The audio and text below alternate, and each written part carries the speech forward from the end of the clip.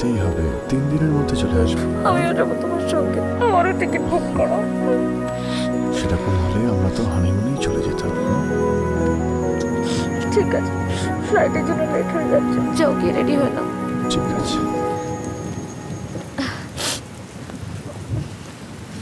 ওই এসব কি?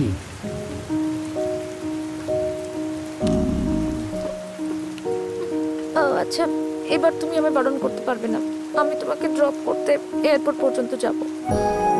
ক্ষমা করো তুমি, দয়া করে আর ড্রাইভিং এর কথা বলো না। ইয়েস, আমি আবার না বলবো I miss you my baby. I miss you too much, baby.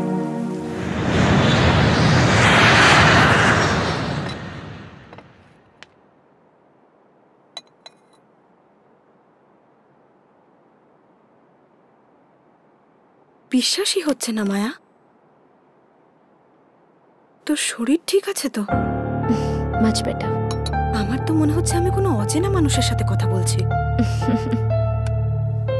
Maya, are you happy? Of course, কিন্তু মাহাতির ব্যাপারে ভাবলে একটু তো আফসোস হয়। কিন্তু আমার তোর জন্য আফসোস হচ্ছে। Why? See, first of all I am very happy for you. তুই যাকে ভালোবেসেছিস তাকেই বিয়ে করেছিস। তোর বাড়ি বদলে গেছে, তোর লাইফস্টাইল বদলে গেছে, তোর রিলেশনশিপ স্টেটাস বদলে গেছে, আর যখন আয়না দিয়ে তোর রিফ্লেকশন দেখছিস সেটাও বদলে গেছে। তাহলে রাজের কি বদলেছে? Same life, same house.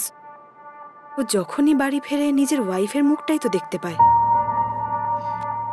কি বলতে চাইছিস তুই? তুইও রোজ সকালে উঠে মাহাতির মুখটাই দেখতে পাস। ও যখন কিসও করে মাহাতি কি করছে, কিন্তু তুই যেটা ডিজার্ভ করিস সেটা তুই কবে পাবি? ঠিক আছে, তুই যেটা বলছিস সেটা যদি সত্যি হয় তাতেও আমার কোনো প্রবলেম নেই। লেট ইট বি না, মাহাতিকেই ভালোবাসতে দে। মায়া, তুই এত বদলে গেছিস। আমার লাইফ তোর মতো নর্মাল নয় রে। আমি তো এটাও জানি না আমার মা বাবাকে। অরফানেজে বড় হয়েছি আমি, আর যতদূর রাজের কথা তো 9 বছর ধরে ওকে ভালোবাসি। ওর কিছু হলে আমিও শেষ হয়ে যাব। ভাগ্য ভালো ছিল যে আমার অ্যাক্সিডেন্ট হয়েছিল, ভগবান আমাকে সেকেন্ড চান্স দিয়েছে। মাহাতিকে ভালোবাসে তাই না? চ্যালেঞ্জ অ্যাকসেপ্টেড, আমিই মাহাতি হয়ে গেলাম।